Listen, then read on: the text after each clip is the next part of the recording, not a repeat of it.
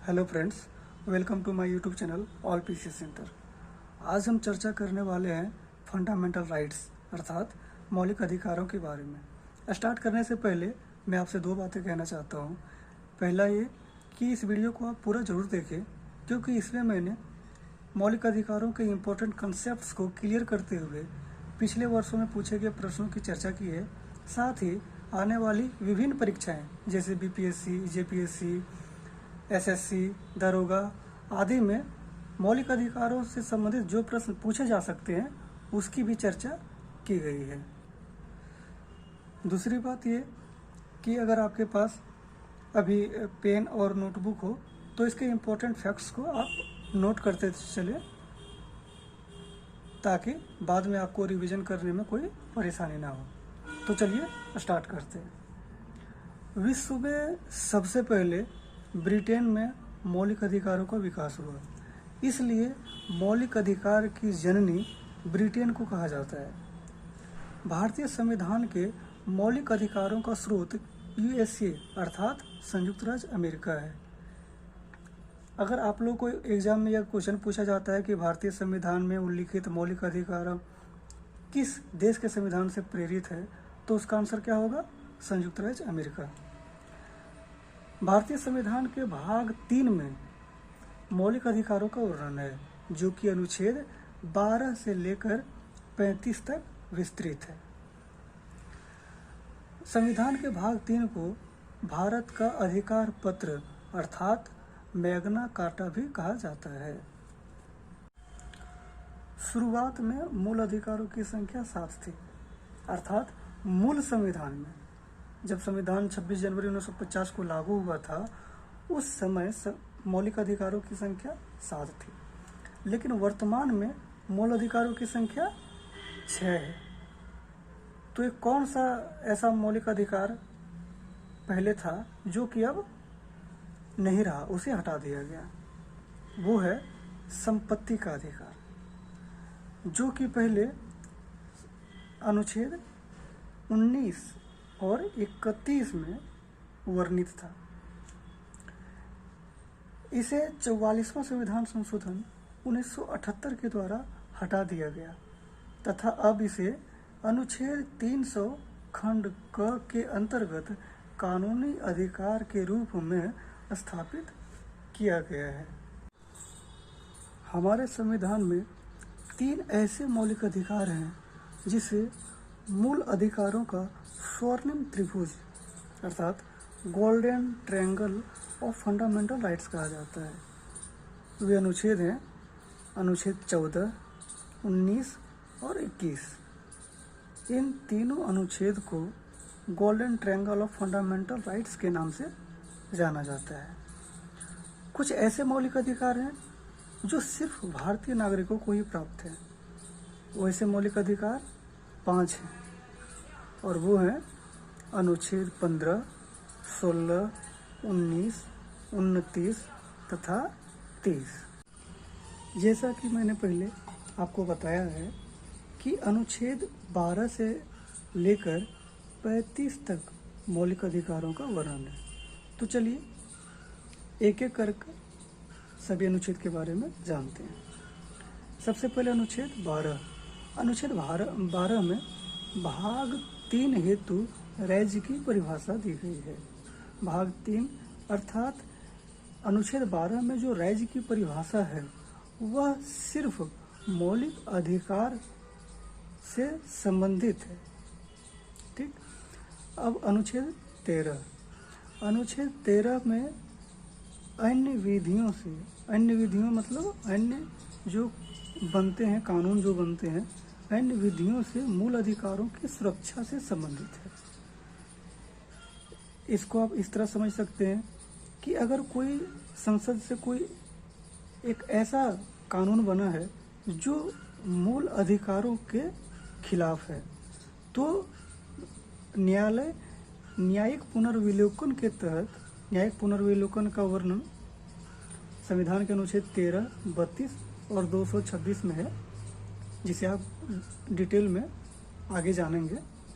तो न्यायिक पुनर्विलोकन के तहत न्यायालय इस बात की जांच करती है कि क्या बनाया गया कानून मूल अधिकारों के खिलाफ है, और अगर वह खिलाफ होता है तो उसे न्यायालय द्वारा असंवैधानिक घोषित कर दिया जाता है। ठीक, न्यायिक पुनर्विलोकन के द्वारा संसद द्वारा पारित असंगत कानून को न्यायालय द्वारा असंवैधानिक घोषित कर दिया जाता है। साथियों, जो मैंने अभी आपको अनुच्छेद 12 और 13 के बारे में बताया वे मौलिक अधिकार नहीं है, लेकिन मौलिक अधिकार से संबंधित है। मौलिक अधिकारों की जो शुरुआत होती है वो अनुच्छेद 14 से होती है, और आप जानते भी हैं कि हमारे संविधान में 6 मौलिक अधिकार हैं। तो सबसे पहला जो मौलिक अधिकार है वह है समानता का अधिकार, और समानता का अधिकार के तहत अनुच्छेद 14 से लेकर 18 तक प्रावधान किया गया है। तो चलिए एक एक करके सभी अनुच्छेद को देखते हैं। अनुच्छेद 14 में 2 बातों का जिक्र है। पहला, विधि के समक्ष समता, और दूसरा, विधियों का समान संरक्षण। ये काफ़ी बार एग्जाम में पूछे भी जा चुके हैं पहले, और आने वाले एग्जाम में भी पूछा जा सकता है, स्पेशली बीपीएससी और जीपीएससी में, या फिर किसी अन्य स्टेट की सिविल सर्विसेज में, कि विधि के समक्ष समता जो है वो किस देश के संविधान से लिया गया? वो लिया गया है ब्रिटेन से। और जो विधियों का समान संरक्षण है वह अमेरिका के संविधान से लिया गया है। अनुच्छेद 15 में केवल धर्म, मूल वंश, जाति, लिंग, जन्म स्थान आदि के आधार पर भेदभाव निषेध होगा। मतलब कि ये जो 5 चीज़ें हैं, धर्म, मूल वंश, जाति, लिंग, जन्म स्थान आदि, इन सभी के आधार पर किसी से भेदभाव नहीं किया जा सकता। इसे समाप्त कर दिया गया, इस पर प्रतिबंध है। साथ ही इसमें राज्य को बच्चों और महिलाओं के विशेष प्रावधान करने हेतु इच्छा अनुसार छूट भी दी गई है। साथ ही आपको याद होगा कि जनरल कैटेगरी के लिए जो ईडब्ल्यूएस आरक्षण लागू हुआ है उसके लिए अनुच्छेद 15 में 15 सेक्शन ई को जोड़ा गया है। ये इम्पोर्टेंट है, आप इसे याद रखेंगे। जनरल कैटेगरी को जो ईडब्ल्यूएस आरक्षण दिया गया है उसके तहत 2 अनुच्छेद जोड़े गए हैं। 2 अनुच्छेद जोड़े गए हैं उसके लिए। पहला है आर्टिकल 15 सेक्शन ई, और दूसरा मैं आपको बताने वाला हूँ, आगे बताऊंगा। साथ ही अनुच्छेद 15 में राज्य को SC/ST के लिए विशेष प्रावधान का अधिकार भी दिया गया है। अनुच्छेद 16 में सभी नागरिकों के लिए नियोजन या नियुक्ति से संबंधित विषयों में अवसर की समानता का प्रावधान है। इसका अर्थ है कि राज्य के अधीन पदों पर, मतलब कि नौकरियों पर सभी के लिए समान अवसर उपलब्ध रहेंगे। जैसा कि मैंने आपको पहले बताया था कि जनरल कैटेगरी के लिए जो नया आरक्षण लागू किया गया है और एक नया कैटेगरी क्रिएट किया गया है जिसे ईडब्ल्यूएस के नाम से जाना जाता है, उसके लिए संविधान में 2 अनुच्छेद जोड़े गए हैं। पहला मैंने आपको पहले बताया था ईडब्ल्यूएस आरक्षण के लिए आर्टिकल 15 सेक्शन ए, और दूसरा है आर्टिकल 16 सेक्शन ए। साथ ही अनुच्छेद 16 में ही सामाजिक रूप से पिछड़े तथा अपर्याप्त प्रतिनिधित्व वर्ग को आरक्षण का भी प्रावधान है, जिसके तहत SC, ST, OBC को आरक्षण मिलता है, आप जानते ही होंगे। अनुच्छेद 17 में अस्पृश्यता की समाप्ति और दंडनीय अपराध का प्रावधान है। इसका अर्थ है कि अस्पृश्यता, जिसे आप साधारण शब्दों में छुआछूत के नाम से जानते होंगे, तो छुआछूत की समाप्ति की जा चुकी है और साथ ही इसे एक दंडनीय अपराध घोषित किया जा चुका है। मतलब कि छुआछूत करने वालों को दंड भी मिलेगा। अनुच्छेद 18 में उपाधि की समाप्ति का प्रावधान है। उपाधि की समाप्ति का अर्थ है कि जैसे कि आपने पहले सुना होगा कि पहले के ज़माने में लोगों को उपाधि दी जाती थी, राजाधिराज, महाराज। अब वैसे कोई भी उपाधि किसी को नहीं दी जा सकती। वर्तमान में सिर्फ 2 क्षेत्र में उपाधि दी जा सकती है। पहला सेना के क्षेत्र में और दूसरा विद्या संबंधी क्षेत्र में। विद्या संबंधी क्षेत्र का मतलब है कि जैसे कि आपने सुना होगा कि कोई पीएचडी करता है तो उसे डॉक्टर की उपाधि मिलती है। साथ ही अनुच्छेद 18 में राष्ट्रपति की आज्ञा के बिना अन्य देश से उपाधि अस्वीकार्य होने का भी जिक्र है। इसका अर्थ है कि राष्ट्रपति की आज्ञा के बिना आप किसी भी दूसरे देश से किसी भी प्रकार की उपाधि ग्रहण नहीं कर सकते हैं। चलिए अब चर्चा करते हैं दूसरे मौलिक अधिकार की, जो कि स्वतंत्रता का अधिकार है और यह अनुच्छेद 19 से लेकर 22 तक विस्तृत है। साथियों, मैंने आपको पहले ही बताया है कि इस वीडियो में जो मैं बता रहा हूँ वो कई सारी चीज़ें पहले पूछी जा चुकी है विभिन्न परीक्षाओं में, और आने वाली कई परीक्षाओं में इन सभी के पूछने के चांसेस भी काफ़ी ज़्यादा हैं, तो आप इसे ध्यान से देखें।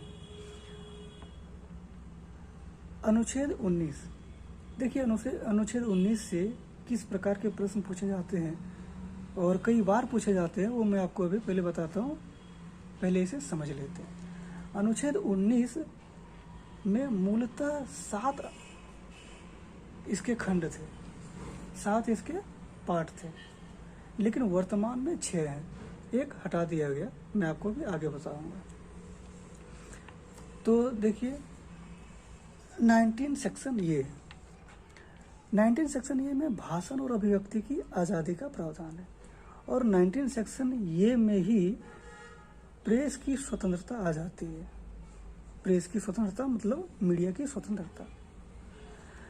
19 सेक्शन बी में शांतिपूर्वक बिना हथियारों के सम्मेलन करने की स्वतंत्रता का प्रावधान है। 19 सेक्शन सी में संघ या सहकारी समिति बनाने की स्वतंत्रता का प्रावधान है। 19 सेक्शन डी में भारत के किसी भी क्षेत्र में आने जाने की स्वतंत्रता है। 19 सेक्शन ई में देश के किसी भी क्षेत्र में निवास करने तथा बसने की आज़ादी है। अब देखिए 19 सेक्शन ई के बाद 19 सेक्शन जी है, 19 सेक्शन एफ गायब है, और यही 19 सेक्शन एफ को 44वां संविधान संशोधन द्वारा हटाया गया। और 44वां संविधान संशोधन कब हुआ है? ये हुआ है 1978। मैंने आपको पहले बताया भी है, 1978 में ये हटा दिया गया। 19 सेक्शन जी में है कोई भी व्यवसाय या व्यापार करने की स्वतंत्रता। अब देखिए दोस्तों, इससे प्रश्न कैसे आते हैं? प्रश्न इस प्रकार आते हैं कि संघ या सहकारी समिति बनाने की स्वतंत्रता का प्रावधान संविधान के किस अनुच्छेद में है? और ऑप्शन में क्या रहेगा? 19 section A, 19 section B, 19 section C और 19 सेक्शन डी। तो आप 19 सेक्शन सी को सही करेंगे। चलिए आगे देखते हैं। अनुच्छेद 20 में अपराधों के लिए दोष सिद्धि के संबंध में संरक्षण से संबंधित प्रावधान का उल्लेख है, और यह प्रावधान 3 रूपों में है। तो आइए देखते हैं। आर्टिकल 20 सेक्शन ए में तत्कालीन समय में लागू विधि द्वारा अपराध का निर्धारण एवं सजा का उल्लेख है। इसका अर्थ है कि अगर कोई व्यक्ति कोई भी कार्य करता है तो तत्कालीन समय, उस समय कार्य किए गए समय में जो उसके संबंध में विधि यानी कानून लागू होती है, उसी के तहत उसके अपराध का निर्धारण किया जाता है कि ये अपराध है या नहीं है, और अगर अपराध है तो उसमें उसको कितनी सज़ा मिलेगी। अब ऐसा नहीं है कि आज किसी ने कोई अपराध किया और उसके लिए अभी कानून के तहत 5 साल की सज़ा का प्रावधान है, तो उसे 5 साल की सज़ा मिल गई, और अगर अगले साल संसद उसमें संशोधन करके उसी अपराध के लिए इसकी सज़ा बढ़ाकर 10 साल कर देती है, तो इसको फिर 10 साल की सज़ा नहीं मिलेगी, इसको तो 5 साल का ही सज़ा मिलेगी, क्योंकि इसने जब ये अपराध किया था तब इसकी सज़ा कितनी थी, 5 साल। समझ गए। चलिए, आर्टिकल 20 सेक्शन बी, एक ही अपराध के लिए एक बार से अधिक दंडित नहीं करने का प्रावधान है। मतलब कि अगर आपने कोई अपराध किया है तो उसके लिए एक ही बार उस सज़ा मिलती है, उसके लिए एक से अधिक बार सज़ा नहीं मिलती, सिर्फ एक अपराध के लिए एक बार सज़ा मिलती है। आर्टिकल 20 सेक्शन सी में स्वयं के विरुद्ध न्यायालय में गवाही देने से संरक्षण का प्रावधान है। अब मतलब कि किसी भी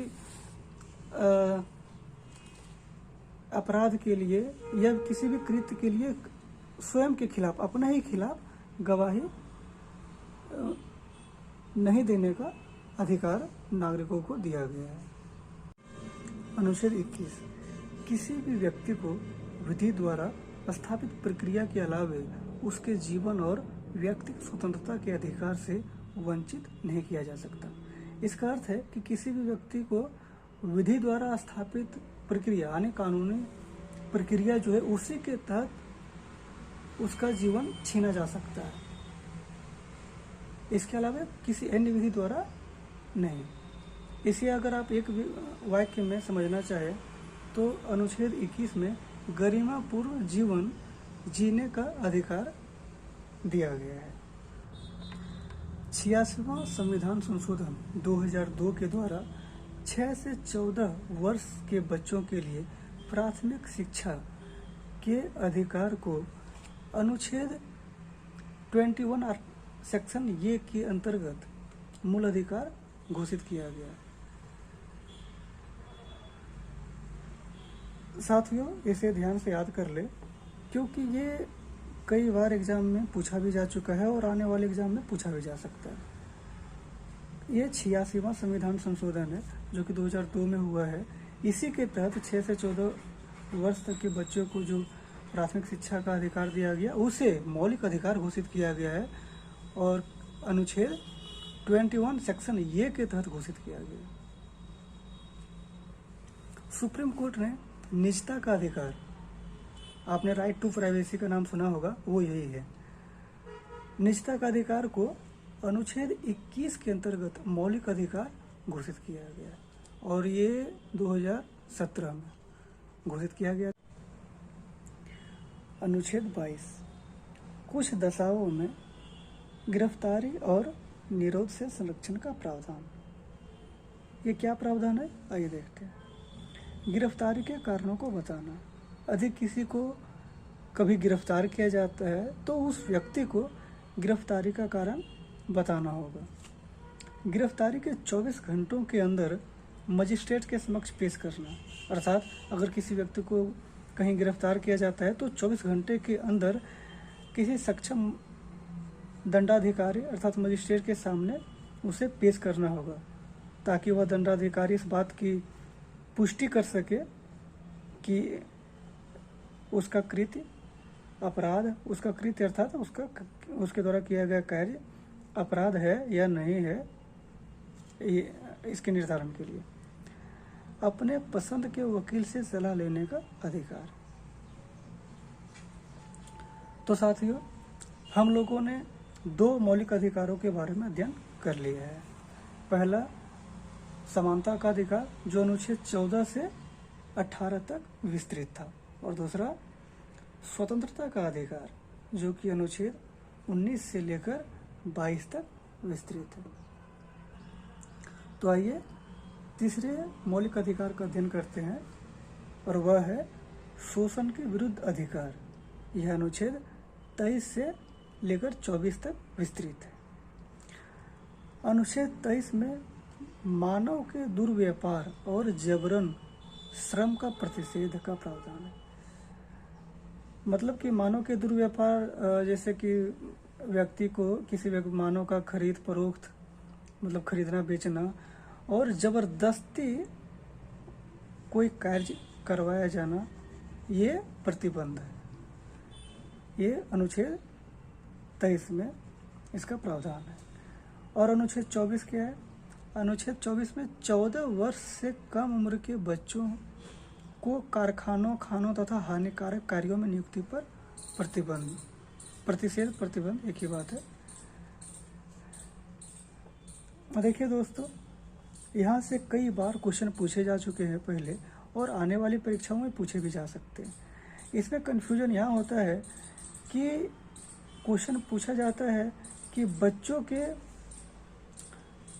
14 वर्ष से कम उम्र के बच्चों के द्वारा जबरन काम नहीं कराए जाने या फिर उसे किसी हानिकारक कार्यों में नियुक्ति नहीं करने का प्रावधान किस अनुच्छेद में है। तो विद्यार्थी अनुच्छेद 23 और 24 में कंफ्यूज हो जाते हैं। तो आपको याद ये रखना है कि सबसे पहले 23 आता है, सबसे पहले 23 मतलब 23 और 24 में पहले तो 23 आता है। तो जो पहले आएगा वो बड़ा होगा। तो और बड़ा कौन होगा? मानव। मतलब इसमें मानव में सभी उम्र के लोग आ जाते हैं, सभी उम्र के लोग आ जाते हैं, बच्चे भी और बड़े भी। तो सबसे पहले जो है अनुच्छेद 23, इसमें क्या आएंगे? जो पहले आएंगे। और जो पहले कौन रहते हैं? जो उम्र के होते हैं, ज़्यादा उम्र के होते हैं, तो ये मानव। बाद में कौन आते हैं? अनुच्छेद 24 बाद में आता है। तो बाद में कौन आएंगे? जो उससे छोटे रहेंगे। तो छोटे का मतलब 14 वर्ष से कम उम्र के बच्चे।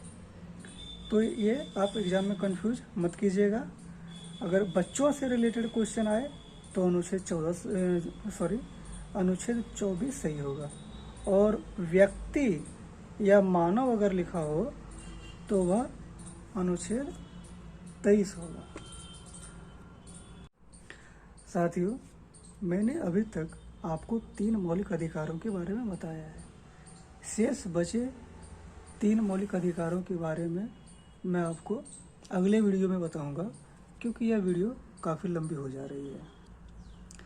अगर आपको मेरा यह वीडियो अच्छा लगा तो हमारे YouTube चैनल को सब्सक्राइब करें और विभिन्न कॉम्पिटिटिव एग्ज़ाम्स की तैयारी करने वाले दोस्तों के बीच इसे शेयर करें। अंत में मैं आपसे एक ही बात कहूँगा कि संघर्ष करते रहें, सफलता एक दिन ज़रूर आपके कदमों में आएगी।